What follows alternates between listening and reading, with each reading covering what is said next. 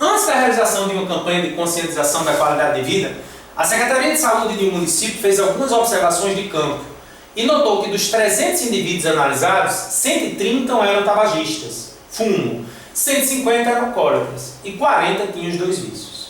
Após a campanha, o número de pessoas que apresentaram pelo menos um dos dois vícios sofreu uma redução de 20%.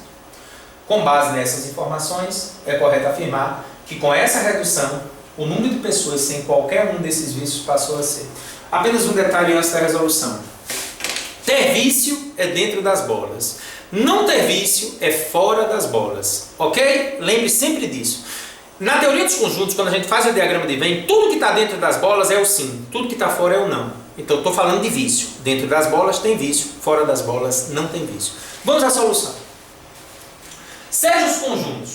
A é o conjunto das pessoas alcoólatras. T é o conjunto das pessoas tabagistas. U é o conjunto universo. E esse Y são as pessoas que não têm vício nenhum. Nem álcool, nem tabaco. Então, vamos acompanhar comigo.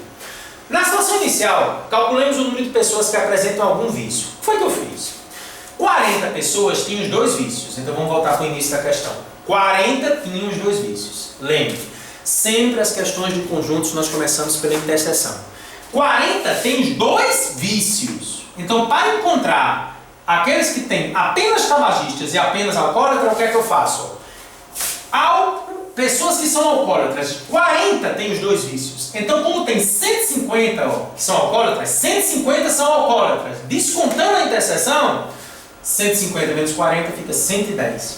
E tabagistas são quantos? 130 eram tabagistas. Descontando os 40 da interseção, fica 90. Então, eu tenho 110 apenas alcoólatras, 40 os dois e 90 apenas tabagistas. Quando eu somar o que está dentro das bolas, mais uma vez, a soma do que está dentro das bolas do diagrama de Venn são aquelas pessoas que têm vício, ou apenas um, ou os dois. Então, o que é que eu faço?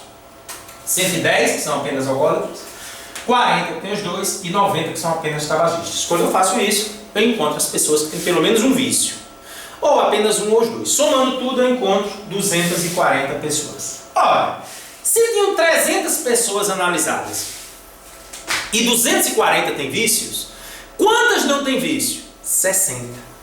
60 pessoas não têm vício. E, logicamente, 240 têm vício. Então, 240 pessoas têm vício.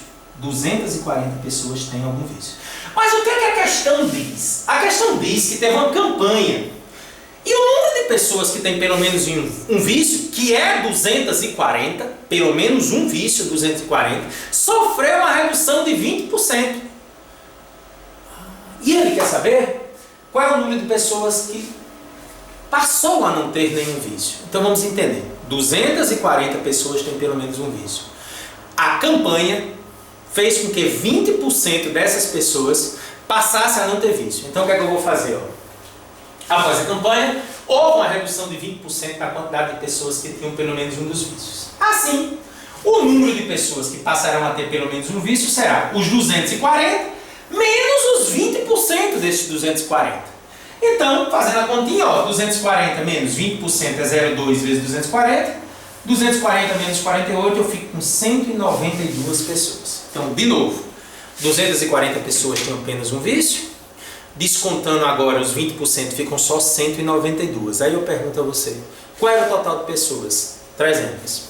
E agora, pessoas que ficam com pelo menos um vício são 192.